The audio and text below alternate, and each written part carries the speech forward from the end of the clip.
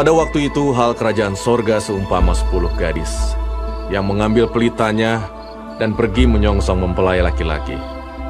5 di antaranya bodoh dan 5 bijaksana. Gadis-gadis yang bodoh itu membawa pelitanya, tetapi tidak membawa minyak. Sedangkan gadis-gadis yang bijaksana itu membawa pelitanya dan juga minyak dalam buli-buli mereka. Tetapi karena mempelai itu lama tidak datang-datang juga, mengantuklah mereka semua lalu tertidur. Waktu tengah malam, terdengarlah suara orang berseru, "Mempelai datang, songsonglah dia!"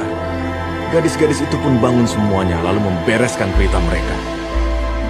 Gadis-gadis yang bodoh berkata kepada gadis-gadis yang bijaksana, "Berikanlah kami sedikit dari minyakmu itu, sebab pelita kami hampir padam." Tetapi jawab gadis-gadis yang bijaksana itu, "Tidak, nanti tidak cukup untuk kami dan untuk kamu. Lebih baik kamu pergi kepada penjual minyak dan beli di situ." Akan tetapi, waktu mereka sedang pergi untuk membelinya, datanglah mempelai itu, dan mereka yang telah siap sedia masuk bersama-sama dengan dia ke ruang perjamuan kawin. Lalu pintu ditutup. Kemudian datang juga gadis-gadis yang lain itu dan berkata, "Tuan, Tuan, bukakanlah kami pintu." Tetapi ia menjawab, "Aku berkata kepadamu, sesungguhnya aku tidak mengenal kamu. Karena itu, berjaga-jagalah, sebab kamu tidak tahu akan hari maupun akan saatnya. Sebab hal kerajaan sorga sama seperti seorang yang mau bepergian ke luar negeri, yang memanggil hamba-hambanya dan mempercayakan hartanya kepada mereka. Yang seorang diberikannya 5 talenta, yang seorang lagi 2, dan yang seorang lain lagi 1, masing-masing menurut kesanggupannya. Lalu ia berangkat. Segera pergilah hamba yang menerima 5 talenta itu. Ia menjalankan uang itu, lalu beroleh laba 5 talenta. Hamba yang menerima 2 talenta itu pun berbuat demikian juga, dan berlaba 2 talenta. Tetapi hamba yang menerima 1 talenta itu pergi dan menggali lubang di dalam tanah, lalu menyembunyikan uang tuannya. Lama sesudah itu, pulanglah tuan hamba-hamba itu, lalu mengadakan perhitungan dengan mereka. Hamba yang menerima 5 talenta itu datang, dan ia membawa laba 5 talenta. Katanya, "Tuan, 5 talenta Tuhan percayakan padaku. Lihat, aku telah beroleh laba 5 talenta. Maka kata tuannya itu kepadanya, "Baik sekali perbuatanmu itu, hai hambaku yang baik dan setia. Engkau telah setia dalam perkara kecil, aku akan memberikan kepadamu tanggung jawab dalam perkara yang besar. Masuklah dan turutlah dalam kebahagiaan tuanmu." Lalu datanglah hamba yang menerima 2 talenta itu. Katanya, "Tuan, 2 talenta Tuhan percayakan kepadaku. Lihat, aku telah beroleh laba 2 talenta. Maka kata tuannya itu kepadanya, "Baik sekali perbuatanmu itu, hai hambaku yang baik dan setia. Engkau telah setia memikul tanggung jawab dalam perkara yang kecil. Aku akan memberikan kepadamu tanggung jawab dalam perkara yang besar. Masuklah dan turutlah dalam kebahagiaan tuanmu."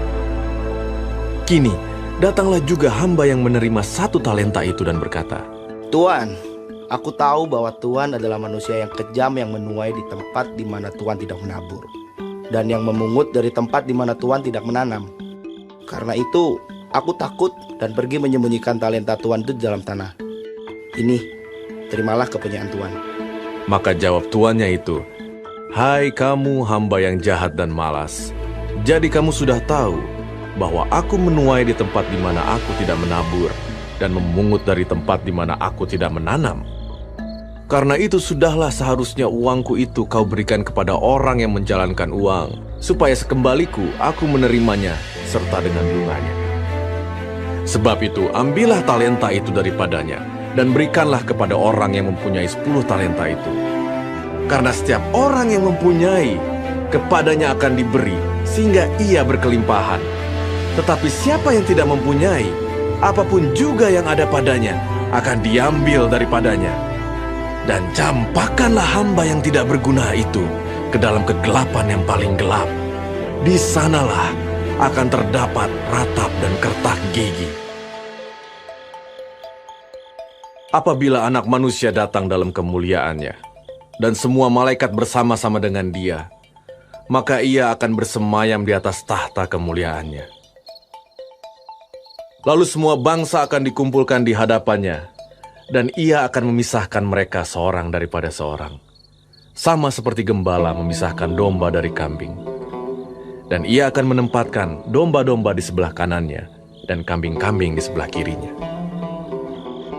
Dan raja itu akan berkata kepada mereka yang di sebelah kanannya, "Mari, hai kamu yang diberkati oleh Bapakku, terimalah kerajaan yang telah disediakan bagimu sejak dunia dijadikan. Sebab ketika aku lapar, kamu memberi aku makan. Ketika aku haus, kamu memberi aku minum. Ketika aku seorang asing, kamu memberi aku tumpangan. Ketika aku telanjang, kamu memberi aku pakaian. Ketika aku sakit, kamu melawat aku. Ketika aku di dalam penjara, kamu mengunjungi aku." Maka orang-orang benar itu akan menjawab dia, katanya, Tuhan, bila manakah kami melihat engkau lapar dan kami memberi engkau makan, atau haus dan kami memberi engkau minum? Bila manakah kami melihat engkau sebagai orang asing dan kami memberi engkau tumpangan, atau telanjang dan kami memberi engkau pakaian? Bila manakah kami melihat engkau sakit atau dalam penjara dan kami mengunjungi engkau? Dan raja itu akan menjawab mereka, "Aku berkata kepadamu, sesungguhnya segala sesuatu yang kamu lakukan untuk salah seorang dari saudaraku yang paling hina ini, kamu telah melakukannya untuk aku." Dan ia akan berkata juga kepada mereka yang di sebelah kirinya, "Enyahlah dari hadapanku, hai kamu orang-orang terkutuk. Enyahlah ke dalam api yang kekal yang telah sedia untuk iblis dan malaikat-malaikatnya. Sebab ketika aku lapar, kamu tidak memberi aku makan. Ketika aku haus, kamu tidak memberi aku minum. Ketika aku seorang asing, kamu tidak memberi aku tumpangan. Ketika aku telanjang, kamu tidak memberi aku pakaian. Ketika aku sakit dan dalam penjara, kamu tidak melawat aku." Lalu mereka pun akan menjawab dia, katanya, Tuhan, bila manakah kami melihat engkau lapar, atau haus, atau sebagai orang asing, atau telanjang atau sakit, atau dalam penjara dan kami tidak melayani engkau? Maka ia akan menjawab mereka, "Aku berkata kepadamu, sesungguhnya segala sesuatu yang tidak kamu lakukan untuk salah seorang dari yang paling hina ini, kamu tidak melakukannya juga untuk aku." Dan mereka ini akan masuk ke tempat siksaan yang kekal, tetapi orang benar ke dalam hidup yang kekal.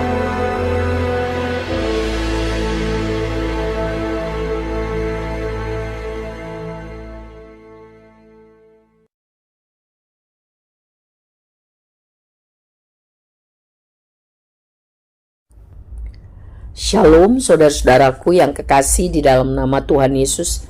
Puji Tuhan kalau hari ini kita masih diberi kesempatan hidup. Puji Tuhan kalau kita masih diberi kesempatan juga mempelajari firman Tuhan, panduan kehidupan dari Matius 25. Tuhan memberkati kita. Saudara, perumpamaan mengenai gadis-gadis yang bijaksana dan gadis-gadis yang bodoh.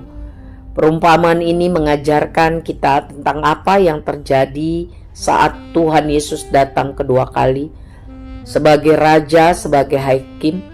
Ia akan mengumpamakan dirinya sebagai pengantin pria yang datang tiba-tiba dan hanya akan mengizinkan gadis-gadis bijaksana yang melambangkan jemaat-jemaat Tuhan yang siap sedia untuk masuk di dalam pesta anak domba Allah. Sedangkan gadis-gadis bodoh, orang-orang yang mengaku orang percaya tapi tidak siap, lalai, ya, tidak akan memperoleh kesempatan untuk masuk dalam perjamuan itu.